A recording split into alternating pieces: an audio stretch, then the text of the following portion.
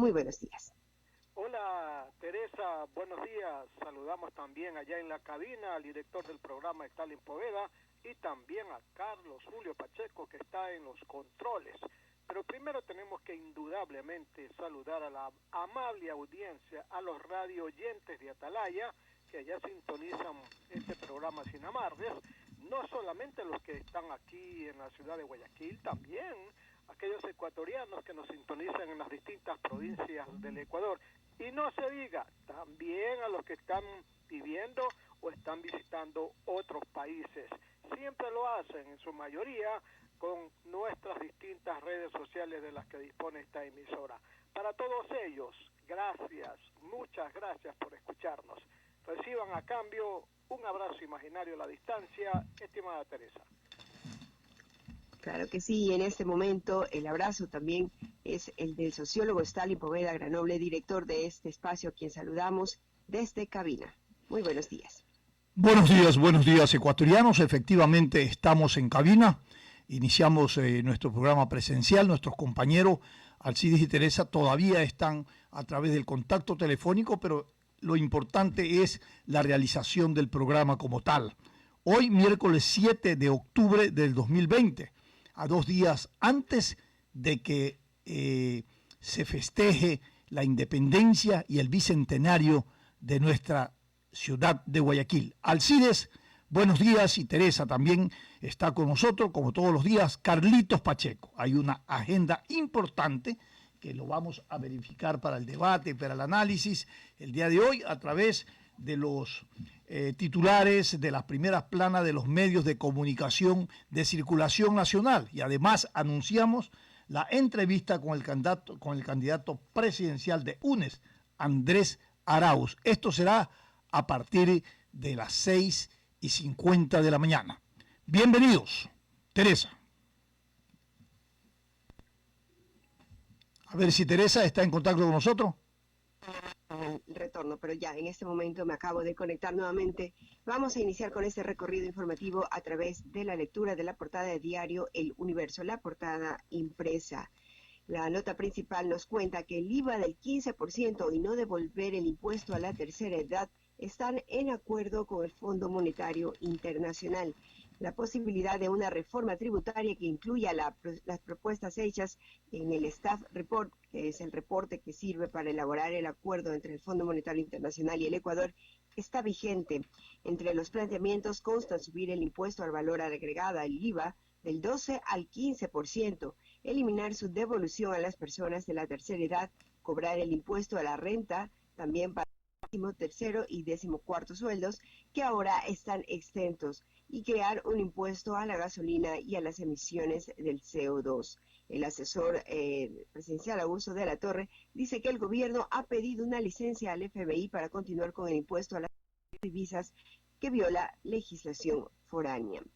En otros temas también nos dice El Universo, cabildos anuncian un feriado con libre tránsito. El COE Nacional exhortó a los municipios a dar facilidades para dinamizar la economía. Recordemos que este 9, 10 y 11 de octubre será feriado. En Quito, en el caso de la capital, habrá libre circulación, así como en otros cantones del país. Sin embargo, se pide a la ciudadanía informarse cuál es la decisión del COE cantonal, pues en algunas ciudades las restricciones continuarán, como es el caso de Ambato, en Tungurahua. En otros temas también nos dice El Universo, Quito, 78% de la población no ha tenido COVID. Según el ministro de Salud, Juan Carlos Ceballos, se pide evitar fiestas y reuniones para frenar los contagios. Una recomendación que también es importante frente al feriado. Por otro lado, nos dice Diario El Universo, en la foto principal nos reporta una situación medioambiental preocupante. Nidos de tortuga en riesgo en playas del país. Fundación Ecológica Aloncito reporta 11 tortugas muertas desde agosto pasado hasta ayer. Plásticos, pesca y vehículos dentro de las playas son la amenaza para el desove. En otros temas, virtualidad une a China con Latinoamérica. La rueda de negocios no solo busca importar, será este 28 y 29 de octubre, este evento que pretende dinamizar también las exportaciones de nuestro país. Por otro lado, 10 millones de dólares en becas del municipio de Guayaquil. ¿Sí? Hola. A ver si hay un contacto. Sí, estoy... hola. Sí, Teresa, se nos fue un segundo. Continúe. Claro que sí. Les contábamos que 10 millones de dólares da en becas el municipio de Guayaquil a través de un convenio firmado con el tecnológico Argos para la dotación de 5.400 becas que se darán en 3 años plazo. Por otro lado, también nos dice El Universo, con nuevo código habría tribunales especializados para juzgar a corruptos. El proyecto de reformas al Código Orgánico de la Función Judicial va a manos del Ejecutivo. Juristas creen oportunos los tribunales especializados. Vamos ahora a la lectura de diario El Comercio a través de su página web. La foto principal de este rotativo nos cuenta también cómo se están preparando ya destinos que ofertan una estancia segura para el feriado de este 9 de octubre. Baños de Agua Santa, Esmeraldas, Manabí, Cotopaxi, Santo Domingo e Imbabura son algunos de los destinos que tienen todo listo para la llegada de turistas por el feriado que se aproxima por la independencia de Guayaquil. En otros temas también nos dice 65 reformas al Código Orgánico de la Función Judicial dan un giro al sistema. Las propuestas para reformar el Código Orgánico de la Función Judicial se recopilaron desde 2018. 2 años después, el Pleno de la Asamblea aprobó 65 cambios a esa norma. Por otro lado, Justicia de Ecuador pide notificación roja de Interpol para Rafael Correa y otros sentenciados en casos sobornos. La notificación judicial se emitió a las 6 de la tarde del día de ayer. El juez dice que ya existe una sentencia condenatoria debidamente justificada. Por otro lado, en 6 días, Finanzas pagó 799 millones de dólares para cubrir atrasos. Los 2.000 millones que ingresaron al país el pasado 2 de octubre como parte del financiamiento del Fondo Monetario Internacional ya se están canalizando a diferentes acreedores del Estado. Por otro lado, también nos cuenta el diario del Comercio. 3 binomios presidenciales ya tienen inmunidad electoral. Consejo Nacional Electoral calificó ya su participación para los comicios de 2021. Y una noticia importante para los estudiantes: del 10 al 12 de octubre de 2020 se conocerá la nota del examen del acceso a educación superior. Son 164.246 estudiantes que rindieron el examen en el proceso correspondiente al segundo periodo académico de 2020. Finalmente compartimos con ustedes también las novedades de Diario Expreso. La justicia reactiva el caso Seguro Sucre contra Westwood por los bonos Global, nos dice Diario Expreso. Y en otros temas, el plazo para inscribir candidatos para las elecciones de 2021 ya concluye. En el plano deportivo, resalta la figura de Jonathan Caicedo, hijo pródigo de Santa Marta de Cuba. Nos cuenta una historia de la vida de este ciclista que también está dando alegrías al país.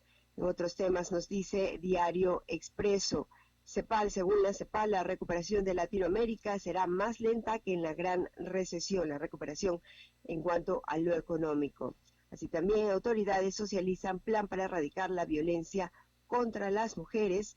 Ya hay fecha para el juicio político contra Cristian Cruz, el actual presidente del Consejo de Participación Ciudadana y Control Social, cuyo pedido de juicio político se está tramitando en la Asamblea Nacional.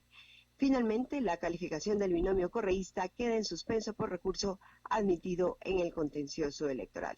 Hoy precisamente estaremos conversando, ampliando esta información con el candidato por ese movimiento, Andrés Arauz, que nos acompañará presencialmente desde cabina, estimado sociólogo. Muchas gracias, Teresa. Bueno, la sociedad en términos general realmente se debate en una especie de un laberinto. Y el tema es cuando tú tienes que encontrar la salida de ese laberinto, es donde está la dificultad. Porque así como se aprueban leyes, como por ejemplo aquella que hoy se han aprobado, 2 nuevas leyes que dice que traen mucha sorpresa y que en el fondo no es otra cosa que un blindaje de los asambleístas corruptos y también la metida de mano a las notarías. Esto ha sido aprobado. Las funciones judiciales y legislativas tienen nuevas leyes. Siempre entendemos el principio de por qué y para quién se debe de aprobar las leyes. Las leyes tienen un contexto general que tienen que beneficiar a la sociedad en su conjunto y no aprobar leyes que tengan que afectar a unos y beneficiar a otros. Y de este tipo de leyes en nuestro país tenemos muchísimas que han generado mucha confrontación, que cuando se las quiere aplicar las leyes como tal son inaplicables y cuando se hace el reglamento la hacen mucho más inaplicable y termina siendo realmente un galimatías para los operadores de justicia y para quienes demandan justicia. ¿Cómo debe consolidarse un Estado de Derecho? Debe consolidarse en el marco de leyes que sean concebidas, analizadas y aprobadas en el marco del interés nacional, en el marco de la sociedad en general de su conjunto, y no mirando establecer o beneficios a grupos de poder o privilegios a grupos de representación a nivel de la Asamblea Nacional, como hoy se denuncia, que es lo que llevaría implícito el blindaje a muchos asambleístas corruptos. Condenable, condenable. Así no se debe de tratar al país. Esta no es la manera, señores asambleístas, de poner en vigencia una ley. Por eso es que tienen el repudio y la calificación de los ecuatorianos tan bajo que casi ya no hay preocupación de entender y comprender si es necesario o no tener este tipo de representaciones.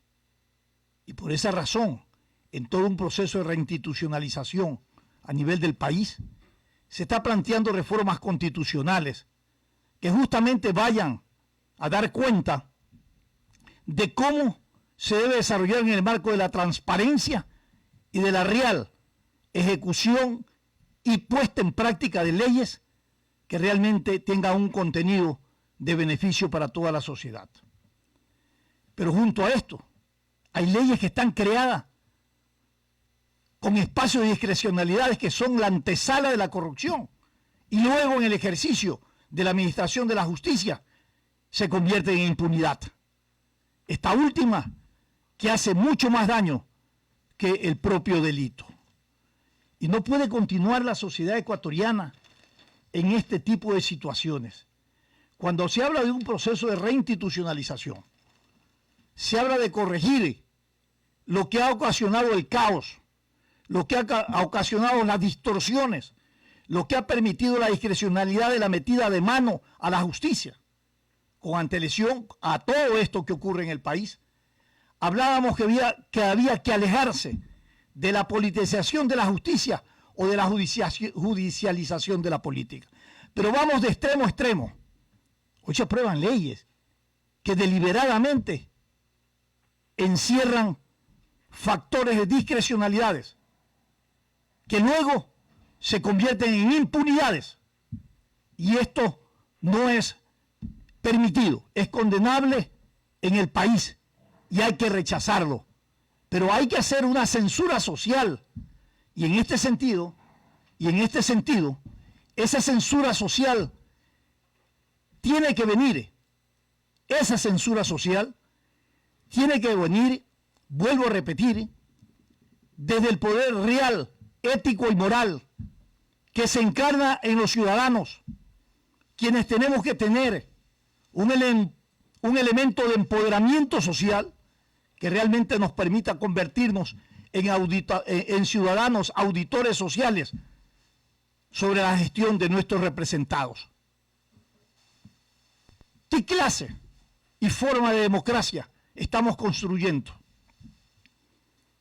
Y la reducimos a que cada 4 años tenemos que ir frente a las urnas y elegir a quienes van a administrar o representarnos en la dura y difícil tarea de la administración de la justicia, en la dura y difícil tarea de la administración del quehacer público. Nosotros, la sociedad en su conjunto, debe de empoderarse de ese derecho consagrado constitucionalmente de convertirse en auditores social que permitan realmente generar un empoderamiento de la perspectiva de ese poder real, moral y ético que se encarga o que se encarna en los ciudadanos. Muchos consideran que generar una democracia plebiscitaria no es bueno. Yo considero que sí, que hay que acostumbrarse y no hay por qué tenerle miedo a consultarle al pueblo ecuatoriano, a los ciudadanos, las situaciones que se viven, porque hay condenas jurídicas que tienen que ver con el ordenamiento del contrato social, pero hay condenas éticas que vienen desde el poder real de los ciudadanos, que esas no tienen vigencia para toda la vida. Esas condenas son las que debemos acostumbrarnos a que tengamos pronunciamiento, pero debemos crear espacios y líneas de comunicación para que esa verdadera participación de los ciudadanos como auditores de la política, de la economía y vigilantes de la vigencia de sus derechos, en la práctica se cumpla. Ese derecho tiene deberes y obligaciones y es muy importante mantenerla. Alcides. Gracias, Stalin. Algunos comentarios. Mira, el COS, Código Orgánico de la Salud, 8 años en el tapete de la discusión, desfilan los unos, desfilan los otros, los interesados, los no interesados. Aquí está mi propuesta, aquí está mi decisión. Hemos recogido una serie de criterios, los que pongo a ustedes, señores legisladores. Vienen los otros y los otros y los otros. El gobierno elabora su propio criterio. La Asamblea termina de aprobar después de 8 años el COS, Código Orgánico de la Salud. El gobierno dice, deme 30 días, y al final de 30 días echa abajo todo. No ha pasado nada, ni siquiera los de la curia que dijeron que había que votar, que vetar parcialmente el proyecto porque habían cosas interesantes ahí, ni siquiera eso. Total, 8 años perdidos para nada, esperando que el nuevo gobierno a ver qué dice respecto al COS. La otra, el Código de la Niñez, ¿cuántos años que está en los portafolios, está en las gavetas de los legisladores, de los asambleístas? ¿Por qué no la aprueban? Porque hay demasiados intereses. Uno de ellos, el tema de las pensiones de esas personas que lamentablemente no le pagan, no le dan dinero a los hijos. Eso para comentar, pero lo más terrible, Tarek, que tiene que ver con la corrupción. Mira, 8 meses llevamos ya de pandemia, 8 meses donde la Contraloría ve por un lado, ve por el otro, ve por allá, puros corrupción, puro sobreprecio, que compra de forros para cadáveres, que compra de insumos, de mascarilla, etcétera, etcétera, de alcohol, de gel. Por un lado y por otro, organismos seccionales acusados de corrupción porque han comprado estos insumos. 8 años, pero por 8 meses llevamos. Pero ¿por qué pasa esto? Por la ley de contratación pública, que en tiempos de emergencia o en tiempos de estado de excepción y de emergencia le abre la puerta a la corrupción para que se contrate sin ningún tipo de requisitos toda clase de cosas que a veces los municipios y los consejos nunca han tratado, temas de salud, por ejemplo. Entonces, ¿qué se ha dicho para reformar la ley de contratación pública, para que se evite la corrupción en la contratación de insumos? Absolutamente nada. Muy bien. En otros temas de la consulta, como tú lo has dicho, es perfecto. Hay que consultarle al pueblo, pero tampoco hay que estar consultándole todos los días, pues. Yo alguna vez me di la molestia, podríamos decir, de hablar de este tema con un expresidente ya muerto. Y también lo hice con otro connotado político. Y yo le decía, ¿y ustedes por qué no convocan a consultas? Y simplemente me dijeron, mire, yo cuando fui candidato tuve mi plan de gobierno y sobre ese plan de gobierno votó la gente. Yo no puedo estar a cada rato llamando a todo el mundo para buscar consensos, para que yo decida después. A mí me dijeron, mande usted, señor, y me dieron el voto. Ahora, no vayamos a los extremos. Hay temas que sí son necesarios hacer consulta al pueblo. porque el pueblo es el último que tiene la palabra, es el más valedero de todos. Hay que consultarle al pueblo, pero no hay que abusar, Stalin, no hay que abusar, porque tampoco el pueblo no está para que a cada rato lo llevan a las urnas sobre temas que a veces ni entiende, se equivoca y después dice, puchica, la ley no salió bien porque el pueblo se equivocó. Claro, pero está bien y yo estoy de acuerdo. Bueno, acuérdese que aquí se hizo una consulta hasta para ver si se mata el gallo o se mata el toro, ¿no? ¿Se acuerda? Yo creo que sí, hay que consultar, hay que consultar. No hay que abusar de las consultas. Y hay que consultar cosas trascendentes. Exactamente. Cosas trascendentes. A veces aquí se consulta al pueblo ecuatoriano para que se pronuncie sobre un aspecto que tiene que beneficiar a un sector y no al interés de la sociedad en su conjunto. Y eso tampoco es permitido. Eso tampoco se puede tolerar, ¿no?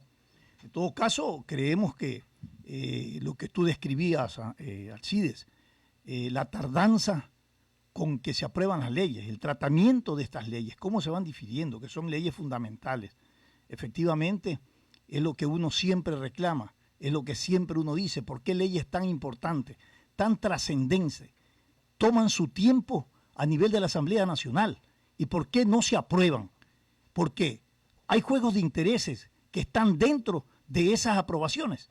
Y esas aprobaciones a nivel de leyes tienen que ver cómo se protege, qué nivel de discrecionalidad se otorga en esa ley para que luego la administración de la justicia pueda generar a través de eso corrupción e impunidad. Y eso es condenable y rechazable.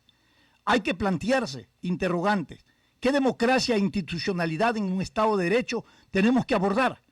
Porque esto es lo fundamental para que los ciudadanos se empoderen del derecho que tienen para participar de las decisiones públicas respecto a los destinos y la administración también de nuestros recursos.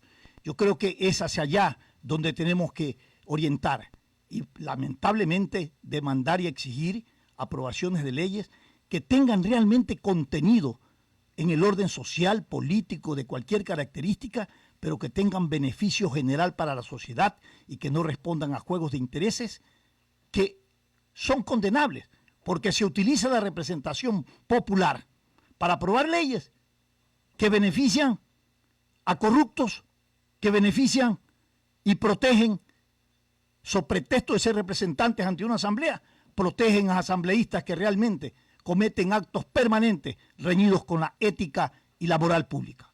Condenamos y rechazamos esa práctica. Hay que preguntarse y replantearse qué institucionalidad queremos. Yo me acuerdo que en las elecciones anteriores y en esta, todos los candidatos hablan de generar todo un proceso de reinstitucionalización y tirar abajo la institucionalidad correísta, que era una de las proclamas que tenían los candidatos. Yo me pregunto a esta altura, ¿qué es lo que se ha hecho? Absolutamente nada. Todos los candidatos están cómodos con la misma estructura que condenaron y van a un proceso electoral muy cómodos, porque todo el reglamento, todo el código de la democracia te genera espacios de discrecionalidad, te genera espacios de beneficio para unos y perjuicios para otros. Y eso no se lo puede tolerar en democracia.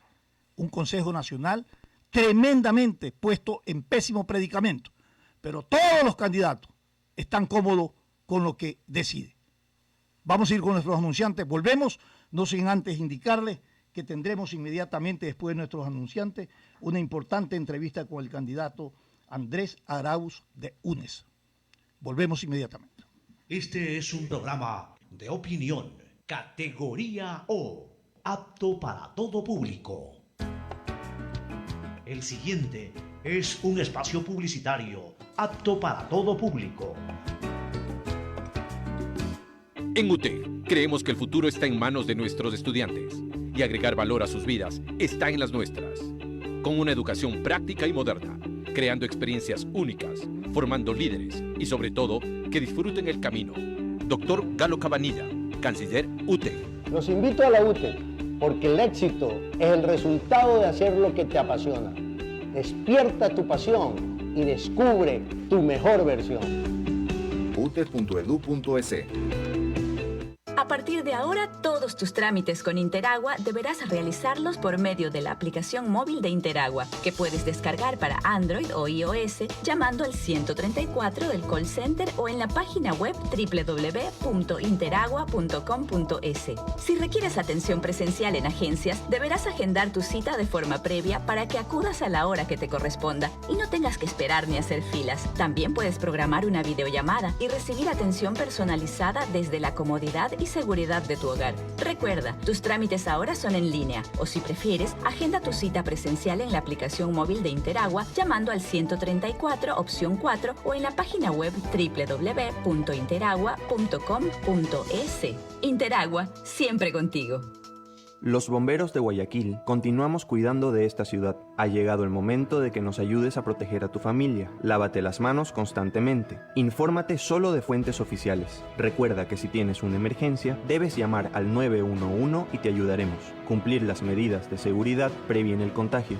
Este es un mensaje del Benemérito Cuerpo de Bomberos de Guayaquil. Esto aún no termina. Por eso le digo a mi nieto que para jugar pelota siempre debe usar mascarilla. Y cuando vuelve, hago que se limpie para entrar a casa. No te confíes. El estado de excepción terminó, pero la pandemia sigue. Manos, mascarilla, distanciamiento y preocuparse de que todos cumplan las medidas de seguridad. Alcaldía de Guayaquil. Guayaquil, ciudad guerrera, se levanta de todo mal. Con el agua que cuidamos, nuestros días brillarán. Y en los momentos más duros, trabajamos con seguridad. Siempre seremos solidarios y el agua siempre llegará. La Alcaldía de Guayaquil y EMAPAC, trabajando por un Guayaquil que sueña en grande. Fin del espacio publicitario. Usted está escuchando un programa de opinión, categoría O, apto para todo público. Sin amarres. Una mesa de diálogo donde sobresalen los temas de mayor interés social, económicos y políticos del país. Sin amarres, bajo la conducción del sociólogo Stalin Poveda Granobles.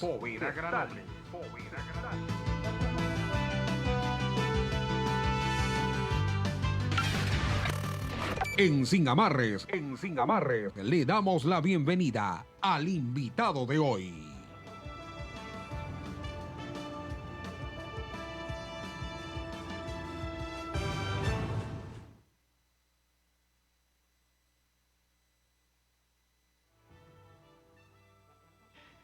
Nuestro invitado el día de hoy, como lo habíamos anunciado, Andrés Arauz, candidato por UNES. Representa la tendencia Revolución Ciudadana y, como son coincidentes, la tendencia del correísmo, Rafael Correa. Quiero primero preguntarle, dándole la bienvenida a Andrés, si que mi definición es la adecuada y la correcta. Bueno, muy buenos días, Stalin, contentos de estar acá en Guayaquil. Hemos venido acá toda la semana para festejar junto a los guayaquileños el bicentenario, para poder también compartir con la ciudadanía guayaquileña nuestros planes, nuestras propuestas para el país.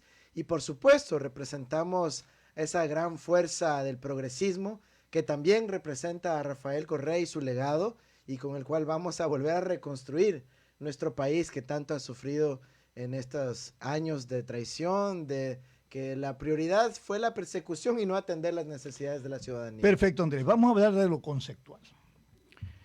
Andrés Arauz a la presidencia, usted ha dicho el pueblo al poder. Otros dicen Rafael Correa al poder.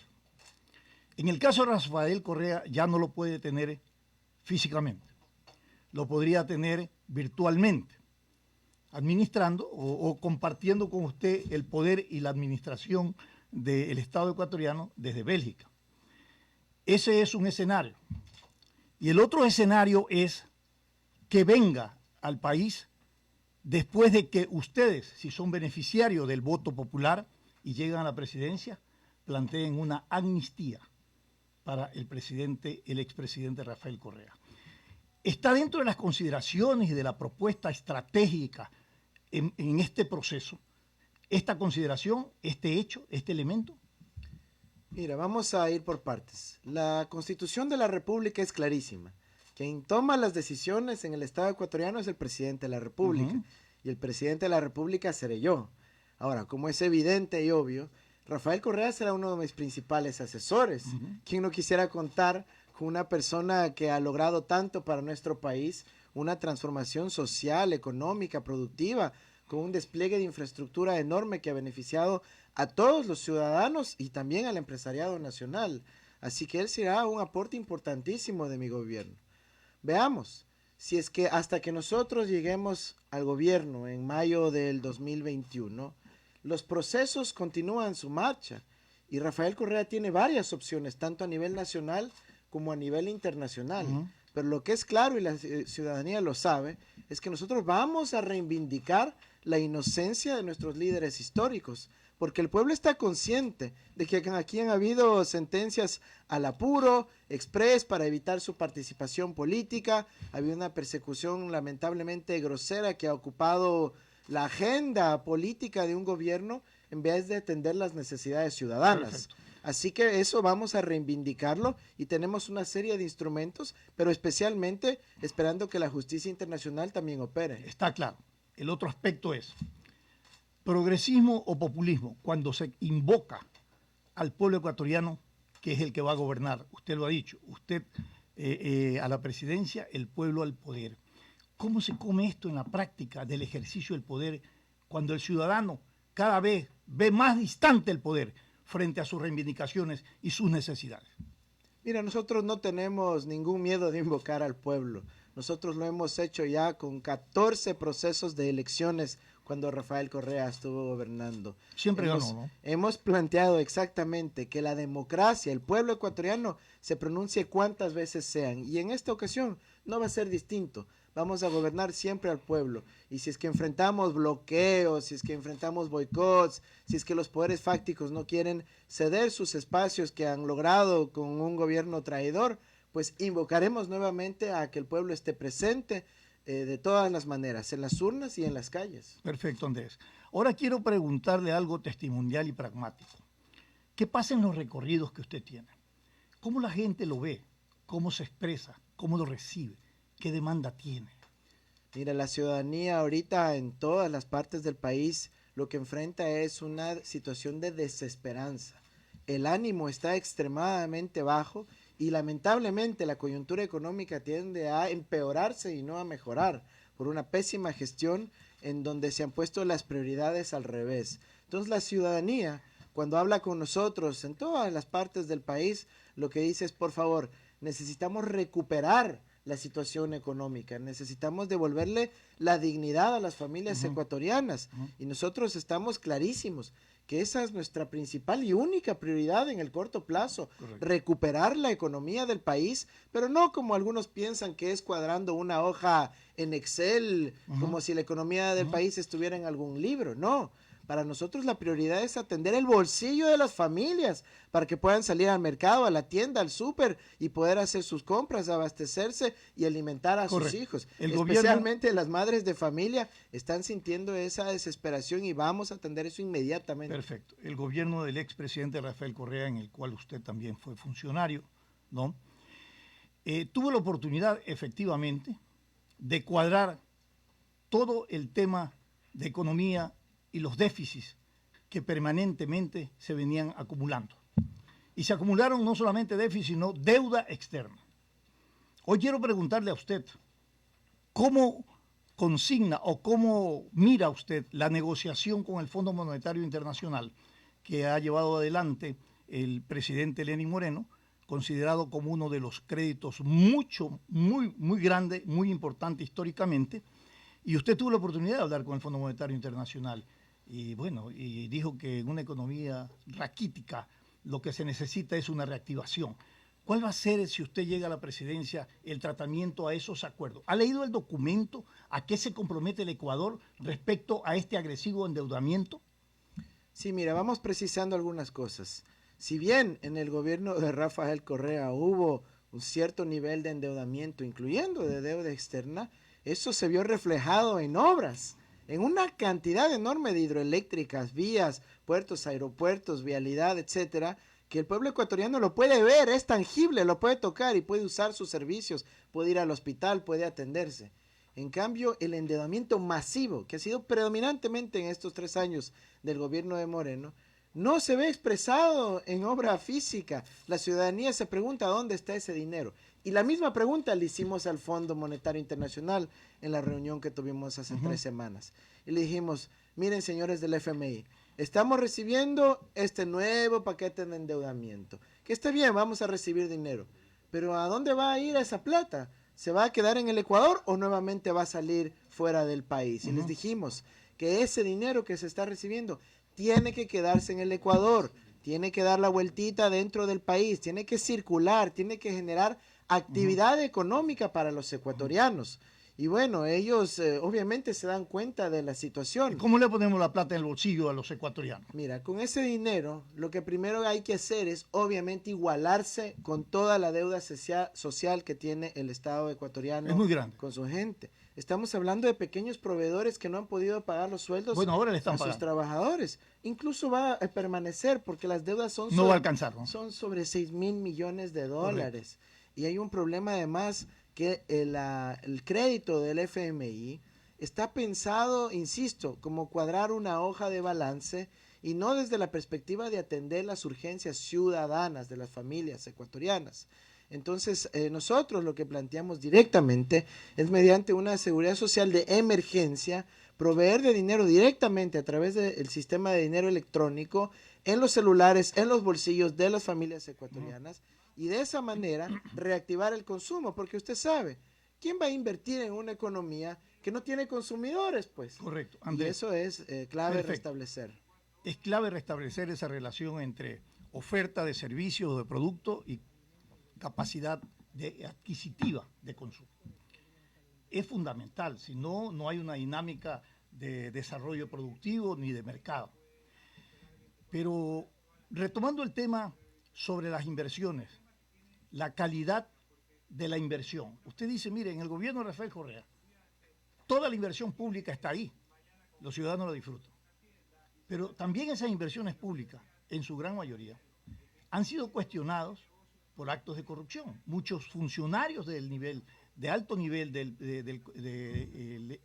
gobierno del expresidente Rafael Correa han sido condenados por este tipo de inversiones públicas y por las investigaciones que se han realizado. Mira, la ciudadanía creo que lo tiene claro, de que antes ese dinero se vio reflejado en una inmensa cantidad de obras, hospitales, escuelas, hidroeléctricas, proyectos de riego, una cantidad inmensa de crédito productivo para que la gente pueda producir en mejores condiciones, oportunamente, etcétera. Y ahora, supuestamente que ha venido estos apoyos internacionales, estos créditos, no ven nada. Es tangible. La ciudadanía lo puede medir y ver con sus propios ojos, hacerse atender en los hospitales. Sí, en este gobierno no ha habido inversión ahora, pública. Sobre las acusaciones, supuestamente, de corrupción, de sobreprecios, hasta ahora no tenemos ninguna acusación de sobreprecio como tal.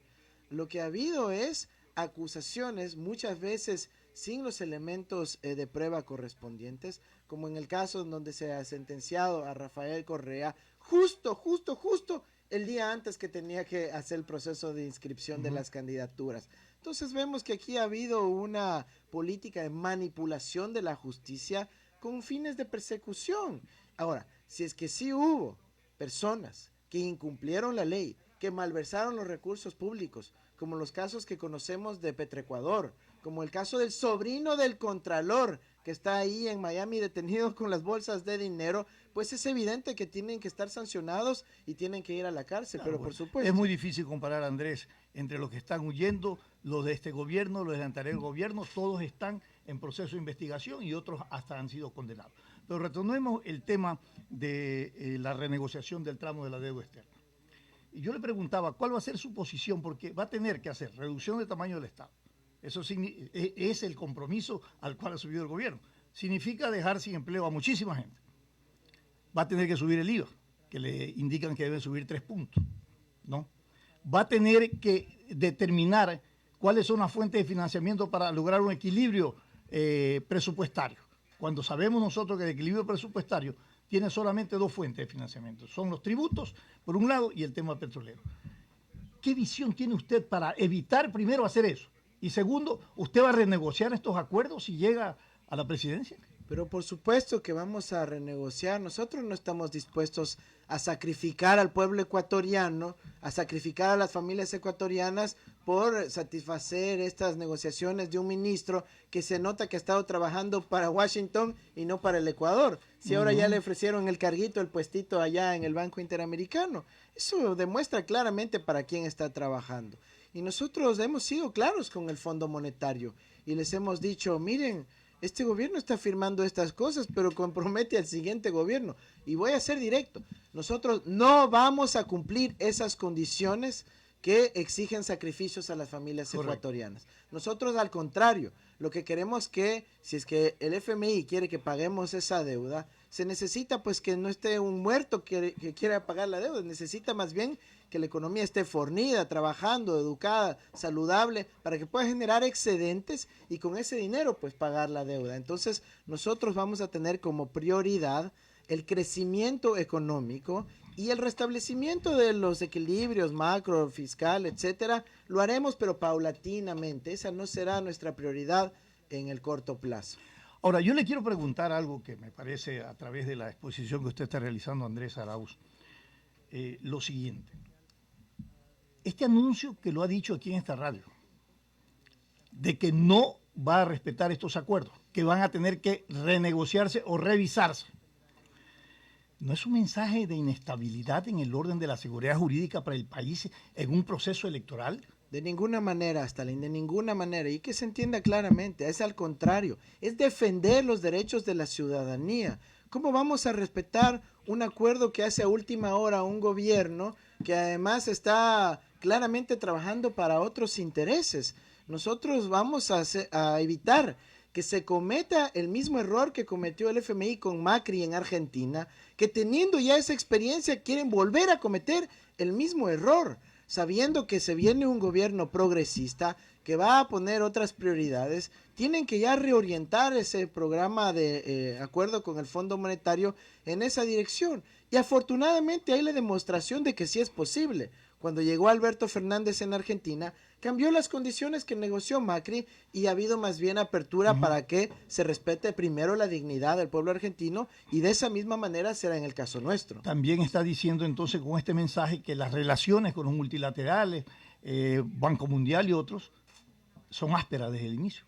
Mira, nosotros no es que vamos a plantear una relación áspera, al revés. Nosotros vamos a plantear una relación fluida, pero desde la dignidad y soberanía del pueblo ecuatoriano, que es muy diferente. Nosotros no estamos buscando el carguito en Washington, pues, y con eso no necesitamos portarnos serviles y aceptar cabizbaja todo lo que nos proponen. Nosotros vamos a plantear las prioridades claras del pueblo ecuatoriano, y ahí el FMI le va a decir, qué bien poder negociar con alguien que sí defienda a su pueblo. Pues. Y esto que le voy a plantear, usted lo conoce, porque es un profesional. ¿Cómo evitamos entonces que estos compromisos, renegociación y endeudamiento agresivos, que han recaído sobre el hombro de las escuálidas economías del pueblo ecuatoriano, porque tenemos que pagarlo nosotros? Ustedes tendrán que declarar lo que hizo antes el gobierno de Rafael Correa, declarar ese tramo de la deuda socialmente injusta, impagable e inmoral, porque entonces esa es la protección que quiere el pueblo. O sea, señor, ¿por qué yo tengo que pagar una deuda al cual no fui beneficiario? ¿Y por qué los gobiernos hacen acuerdos sobre deudas que recaen sobre nosotros? ¿Hasta cuándo este círculo vicioso? Mira, Stalin, yo te voy a contar por qué yo estoy aquí sentado esta mañana. Por favor. En marzo de este año, en la peor parte de la pandemia, cuando nuestros hermanos aquí de la ciudad de Guayaquil estaban falleciendo y sus cuerpos, sus cadáveres estaban siendo incluso depositados en las calles por la falta de atención del gobierno. Andrés, te interrumpo, disculpa, no por hacerte preguntas ni repreguntas, sino que estamos también nosotros como medios de comunicación que cumplir disposiciones a nivel de cadenas del gobierno. Va a haber una cadena de 2 minutos, inmediatamente retomamos este importante diálogo con Andrés Arauz. Dinámica y cambiante, por tanto de ninguna manera significa una camisa de fuerza. 3.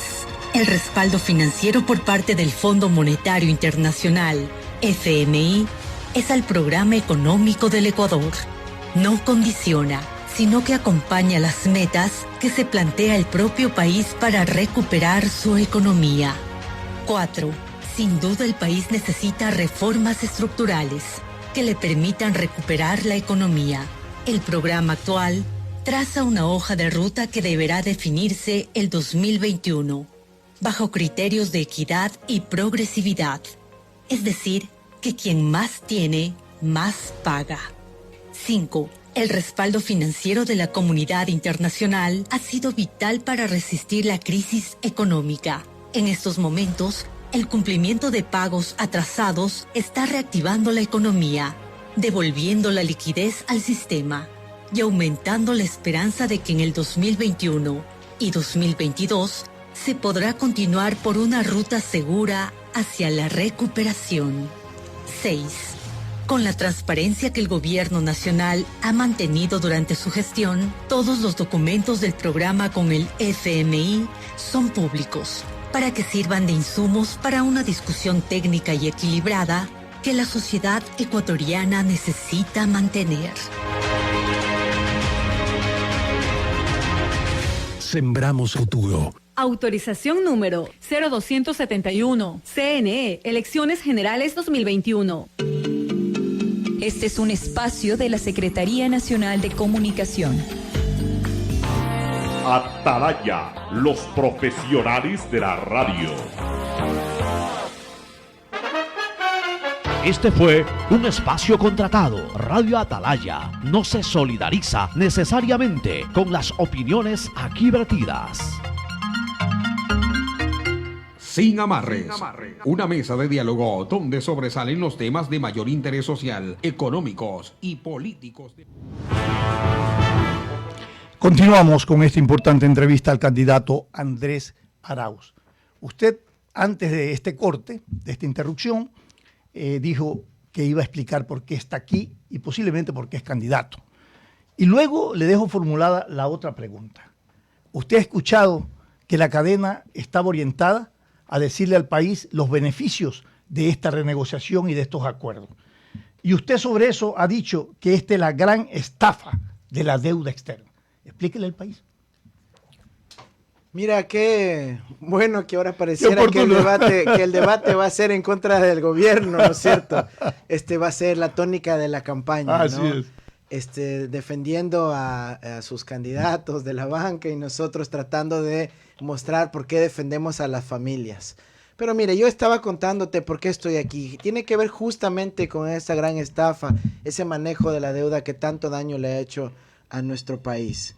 Yo te contaba que en marzo de este año, cuando yo veía la peor parte de la pandemia, cuando nuestros seres queridos en el Ecuador y aquí en Guayaquil la pasaban muy mal, cuando teníamos a nuestros seres queridos falleciendo y un Estado indolente sin la capacidad de atender a sus ciudadanos, decían que no había recursos, no había dinero, no había liquidez. Una ministra de Salud que renunciaba ante el mundo diciendo: el ministro de Economía no me quiere dar ni $1 extra para atender la emergencia sanitaria. A veces nos solemos olvidar de ese episodio.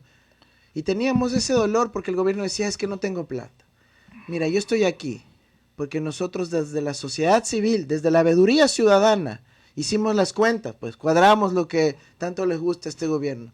Y encontramos que había un faltante de $2.000 millones que no estaban informando de dónde estaban. Y se descubrimos nosotros, pero lamentablemente los medios no lo cubrieron, de que $2.000 millones de los recursos de los ecuatorianos, que sí contaba el país, fueron usados para prepagar anticipadamente deuda que se debía cancelar en el 2022 y en el 2023. A dos bancos, a Goldman Sachs y a Credit Suisse. No debía pagarse. Pero por supuesto que no. Si estábamos en la peor crisis del planeta y con la gente muriendo. O sea, nos iba a llegar el dinero independiente de que paguemos esos compromisos o no. Por supuesto. No había default. Independiente. Eso es lo que se plantea. Independiente. Y nosotros estuvimos diciendo que lo que había que priorizar desde una perspectiva técnica, pero no solo técnica, sino ética, era que ese dinero tenía que salvar vidas de los ecuatorianos, tenía que cubrir pues las obligaciones a nuestros maestros, a los gobiernos locales, a las universidades, a los becarios, a los pequeños proveedores, y no hubiésemos estado en la situación de inmenso dolor, de inmensa deuda social que ha ocurrido en estos meses, que prácticamente paralizó la economía nacional y ha generado olas y olas de despidos. Así que aquí no fue un problema de falta de recursos, fue un problema de falta de prioridades. Perfecto. Y en nuestro gobierno sí tendremos clara cuál es la prioridad, que es el Ahora, pueblo. Andrés, usted ha planteado que una élite financiera tiene miles de millones fuera del país, que ese dinero tiene que retornar. Inclusive el Estado tiene 3.600 millones depositados fuera. Tiene que retornar. ¿Retornar para qué? ¿Y de qué manera? Porque también ese es un anuncio que pone en alerta a todos quienes están siendo beneficiarios de esta práctica de sacar el dinero fuera del país. ¿Y cómo lo va a traer? En el caso del sistema financiero, ¿por decreto lo va a traer? ¿De qué manera? Porque no se ha podido traer. Mira, una cosa positiva es que primero nadie disputa la cifra, el dato, y todo el mundo sabe que esa plata sí está en el exterior. Ese es un buen punto de partida. Usted lo viene diciendo y entonces lo que hago es recordarle que ha dicho eso. Eso es un buen punto porque reconocemos que hay una cantidad afuera que no está en el Ecuador. Segundo, vamos a comenzar con los recursos que tiene el propio Estado afuera. 3.500 millones de dólares en Suiza. Eso hay que ponerle a la economía ecuatoriana, a producir en el Ecuador mediante crédito productivo. Vamos a abrir una línea de 100 millones de dólares directo para el emprendimiento juvenil, porque nuestros jóvenes no solo quieren ser trabajadores y vincularse con algún empleo, sino también emprender. Entonces vamos directamente a meter ese dinero para el emprendimiento juvenil y sin las trabas burocráticas, porque nosotros sí sabemos qué normas hay que cambiar para flexibilizar esa colocación. También 100 millones de dólares específicamente para mujeres emprendedoras, especialmente víctimas de la violencia de género, para que puedan atender también oportunidades de independencia económica, y 100 millones de dólares adicionales para pueblos y nacionalidades indígenas del Ecuador, que también necesitan aumentar su capacidad productiva. Y así seguiríamos abriendo líneas específicas, por ejemplo, para el sector transportista, para que pueda renovar su parque automotor, para que pueda obtener condiciones de refinanciamiento más adecuadas. Vamos a abrir líneas específicas también con los gobiernos provinciales y municipales para desarrollar la obra pública que impulse la actividad de empleo y trabajo en las distintas provincias y municipios de nuestro país. En fin, vamos a trabajar muchísimo en reactivar la economía con el crédito. Ahora, tenemos un segundo segmento, que son aproximadamente 6.000 millones de dólares. Es que el ciudadano, cuando le decimos esas cifras con 9 ceros, ya ni se imagina qué cantidad es. Pero con eso, tranquilamente, para que tengan una idea, podemos duplicar o triplicar el tamaño de las reservas oficiales del Ecuador. Correcto. Y esa plata que está afuera, esa sí la vamos a disponer mediante una regulación. Técnicamente se llama el coeficiente de liquidez doméstica. ¿Pero qué quiere decir? Que básicamente por cada dólar de depósitos que tienen los bancos, que por lo menos el 80% se invierta en el Ecuador, y bueno, una pequeñísima parte la pueden tener afuera por razones de comercio exterior. Pero el 80 y pico % queremos que se quede en el país reactivando la producción, porque aquí tenemos que tener claro cuál es el objetivo de un sistema financiero: servirse de la empresa y de la familia, o servir a la empresa. Es doble vía, ¿no? Exacto, pero actualmente estamos viendo cómo el sistema financiero, algunos bancos se han dedicado a perseguir a la ciudadanía, a las empresas, en medio de una pandemia como si fuese culpa de ellos. Correcto, ¿no? Entonces usted tendrá que reformar algunas leyes, el código financiero, el código financiero, no se necesita el Banco Central también en sus roles, porque hoy está restringido, están pidiendo una reforma. ¿Cómo lo mira usted? Está bien, es miembro del Observatorio de la Deuda Externa. Así, mira, este es un tema en el cual nosotros nos especializamos y estamos contentos de poner al servicio de la ciudadanía la experiencia en el servicio público, la formación académica nuestra ahora al servicio de los ecuatorianos. Y afortunadamente no necesitamos pasar por grandes procesos de reforma legal. Es suficiente con una serie de decretos y normas que emitirá el Banco Central, la Junta Monetaria, para ir reordenando nuestro sistema económico y empezar a priorizar lo que siempre debe haber sido la prioridad, que es el pueblo ecuatoriano, la empresa ecuatoriana, para que se invierta en el país, se contraten ecuatorianos, se compren insumos y materias primas en el mismo Ecuador, y eso va a generar los encadenamientos y el desarrollo económico que atenderá a las familias. Tiene que ver con un sistema monetario que es la dolarización. ¿Qué pasa desde su visión como si es beneficiario del voto popular? ¿Qué pasa con la dolarización en estos déficits de economía que no hay circulante, ¿no? Y que de alguna manera esto atenta, porque la dolarización se soporta con este circulante de divisa, ¿no es cierto? ¿Y cuál es su visión al respecto? Porque se ha acusado de que usted está pensando en la dolarización, pero con una característica diferente. Mira, la dolarización se hace con dólares. Perfecto. Y eso quiere decir que tienen que entrar más dólares de los que salen. Es sumar y restar. Entonces nosotros lo que queremos es que hayan más dólares en el Ecuador. Eso es como se fortalece y se defiende la dolarización. Y nosotros vamos a controlar, regular e incentivar que esos dólares entren en la economía y que no salgan. Vamos a establecer políticas además para que los dólares que estén en la economía nacional circulen más rápido. Porque mira, Stalin, te voy a dar un ejemplo. Si es que yo te debo $10 y te hago la transferencia física, es decir, me saco el billete, tengo que irte a buscar en tu casa para pagarte esos $10, me podré demorar media hora, una hora y media en hacer esa transacción.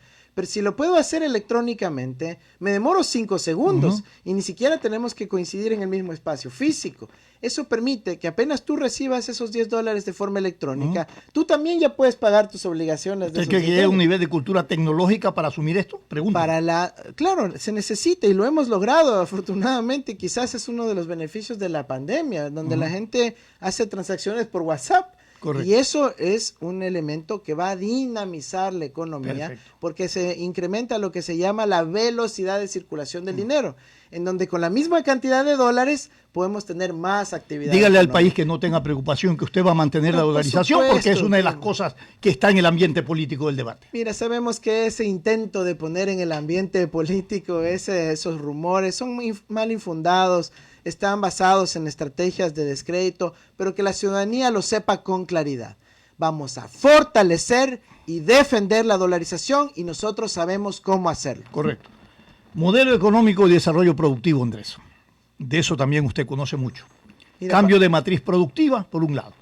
En las últimas oportunidades que tuve de entrevistar al expresidente Rafael Correa, él dijo que uno de los ejes fundamentales que lamentablemente no pudo alcanzar a desarrollar fue justamente el cambio de la matriz productiva. Todavía tenemos un modelo, ¿no?, histórico, ¿no?, de exportadores de materia prima y recibimos agregado. ¿Hay que cambiar ese modelo o tenemos que sostenerlo solamente con los commodities que están? Mira, yo te voy a contar. Ayer tuve una reunión muy importante con un importante grupo empresarial de acá de la ciudad de Guayaquil y vimos una cantidad inmensa de oportunidades justamente de llevar a la economía del Ecuador al siglo XXI. Correcto. Porque hay gente que lamentablemente piensa que todavía estamos planteando alguna cuestión antes de la caída del muro de Berlín, sí, que ha sido la típica diatriba que se ha repetido incesantemente y que también es falsa. Nosotros, al contrario, le vamos a llevar al Ecuador aceleradamente a la economía del siglo XXI, vamos a plantear la revolución tecnológica para generar oportunidades de negocio, de emprendimiento, de transaccionalidad, de poder incorporarnos a la economía mundial, pero a partir de las tecnologías. Y eso es clarísimo, no solo en el ámbito educativo, científico, el financiero, el monetario, sino también en la dimensión productiva. Vamos a ir a esa revolución en el ámbito de la soberanía energética, en el ámbito del uso de los nuevos medios de movilidad, como por ejemplo son los vehículos eléctricos. Vamos a ir a una política en donde vamos a aprovechar la fuerza de nuestras cascadas para no tener que depender de la importación de combustibles del exterior. Pero hábleme de la matriz productiva, el desarrollo del agro, de la industria. O sea, todos ahora tienen que mirar hacia allá y están mirando hacia allá. ¿Cuál es la propuesta? Es parte de aquello, ¿no es cierto? Vamos a avanzar profundizando nuestra soberanía energética. ¿Por qué? porque la energía eléctrica es fundamental como insumo para cualquier proceso de industrialización. Es un ciclo que no completamos, oiga, tenemos tantas inversiones y todavía no tenemos el sistema nacional integrado a nivel de distribución completo. Imagínese usted. Mira lo que dice este gobierno, que hay que más bien subir la luz, que hay que subir las tarifas, cuando lo que tenemos que usar es a la energía como un instrumento de política industrial. Pues, a ver, anuncie que va a bajar, pues entonces las tarifas para los ciudadanos, para el sector productivo. De tarifas de luz inteligente que promueva la industrialización de este país, y lo vamos a hacer con toda la rigurosidad del caso y con toda la inteligencia del caso. Pero hablemos también del agro. Claro, vamos a hablar de algunos los institutos tecnológicos que usted ha planteado, por ejemplo.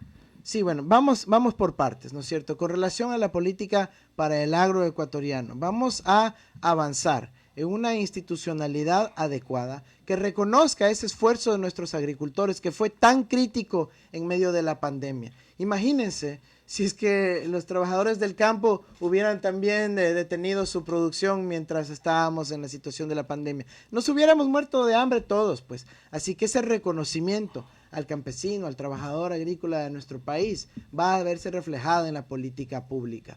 Y eso va a significar una institucionalidad adecuada, con un ministerio para la soberanía alimentaria, dedicada especialmente a la agricultura familiar y campesina.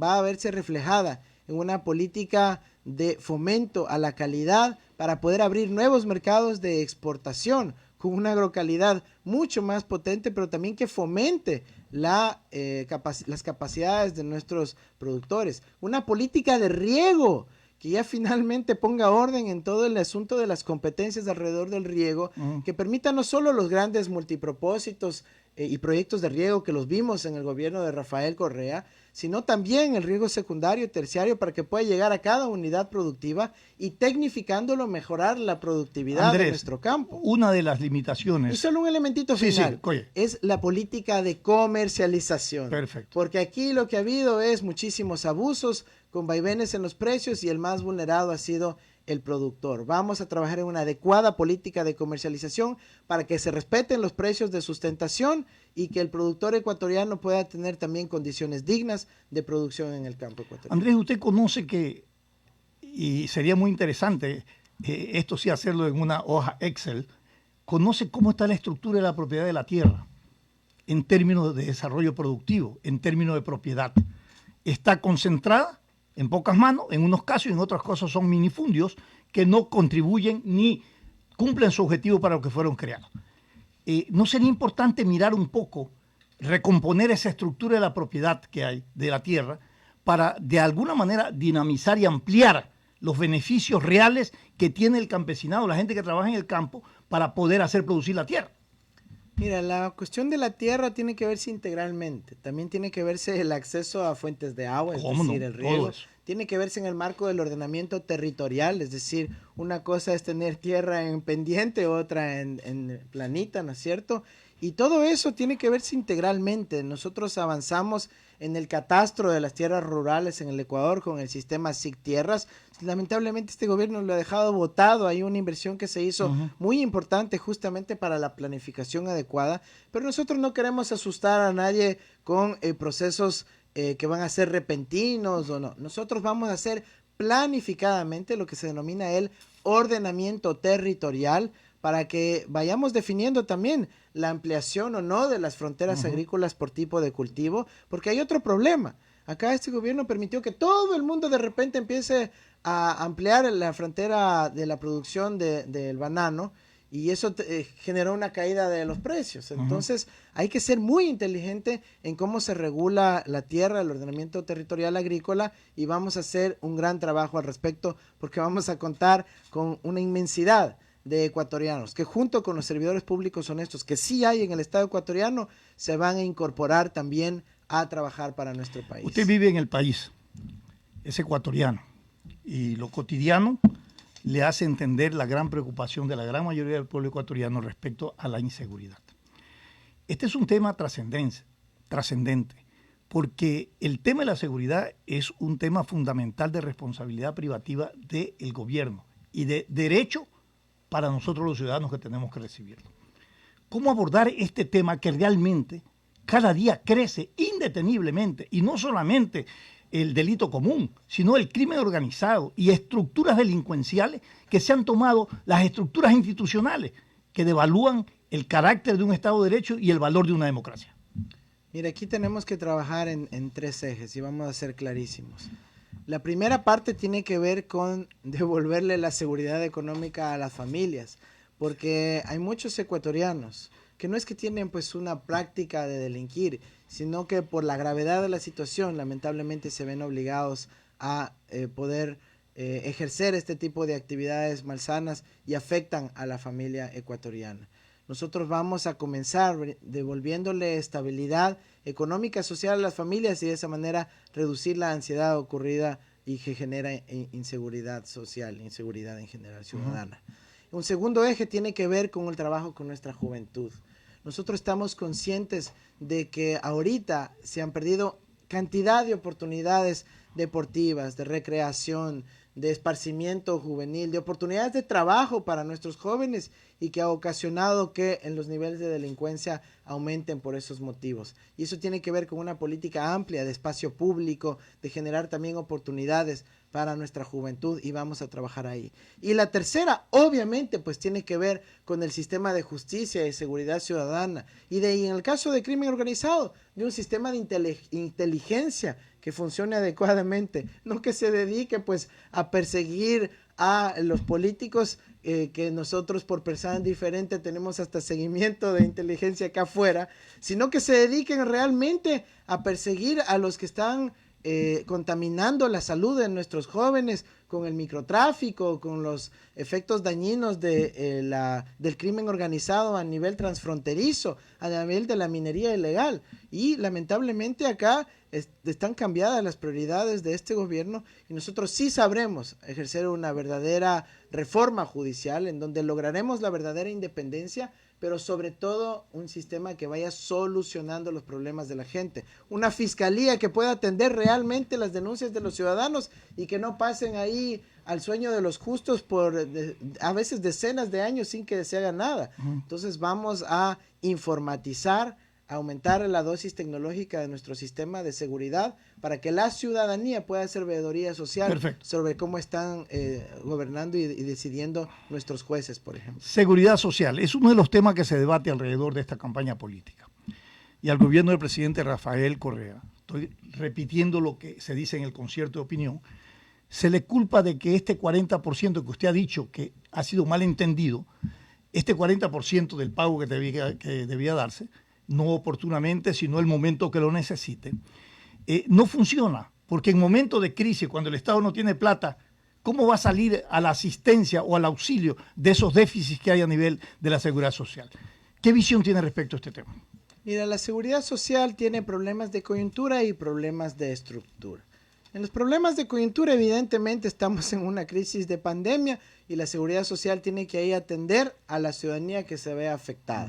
Lamentablemente, en plena pandemia lo que han hecho es recortar las posibilidades de crédito hipotecario, poner trabas al cobro de liquidaciones, del seguro de desempleo y obviamente de las prestaciones fundamentales. Así que eso obviamente se resuelve de forma rápida con una correcta administración de la seguridad social. Pero los problemas estructurales tienen que ver con lo que se denomina la sostenibilidad actuarial de la seguridad social en el tiempo y eso tiene que ver con las variables demográficas de nuestro país. Y es decir, sí tenemos más jóvenes que viejos, que adultos mayores y por lo tanto sí debería haber sostenibilidad en nuestra seguridad social. Pero el problema es que los jóvenes no están trabajando. Y si no están trabajando, no están aportando. Entonces lo que vamos a hacer es poner a la juventud a trabajar mediante las políticas de reactivación del empleo y si es necesario mediante el empleo directo para que empiecen a haber aportes y de esa manera otorgarle sostenibilidad a la seguridad social ecuatoriana. Estamos por terminar esta importante entrevista con el candidato a la presidencia Andrés Arauz de UNES. Alcides Montella es nuestro panelista en este programa. Va a formular una pregunta. Alcides. Ya no hay tiempo, las 7:40, hasta esta hora. Gracias, entonces, Alcides. Solo para terminar, Andrés, algunos sondeos de opinión le dan a usted un puesto muy importante en este proceso electoral. Y yo le quiero preguntar si es que esta percepción que tienen los ciudadanos, los electores, no se podrá ser afectada o no podrá ser afectada por todas las sanciones y condenas que ha habido del equipo principal posiblemente del gobierno del expresidente Rafael Correa. La gente no le pregunta, no observa esto. Mira, cuando la ciudadanía nos pregunta sobre eso, nosotros somos súper claros. Les demostramos que lo que ha habido es una persecución a las ideas, a las formas de pensar de nuestros líderes del proyecto progresista en el Ecuador. Y la ciudadanía tiene claro que cuando Rafael Correa gobernó, sí hubo obra. Y preguntamos, pero todos los gobiernos han recibido presupuestos y sin embargo no se veía esa obra. Y es tan sencillo porque la gente ve y lo siente todos los días cómo se han generado oportunidades en materia de infraestructura, en materia de oportunidades de becas para que sus hijos puedan ir por primera vez a la universidad, para que puedan incluso ir al exterior. Y ahora no tienen esas oportunidades. Entonces decimos, si se llevó la plata, se llevó para el beneficio del pueblo ecuatoriano. El dinero no fue destinado afuera, no se escondió en ningún paraíso fiscal, sino que llegó directamente a las familias ecuatorianas y eso lo siente la gente y es lo que extraña claramente. Andrés Arauz, en 45 minutos de una entrevista que tenía, entre otras cosas, y tiene entre otras cosas, un objetivo fundamental: conocer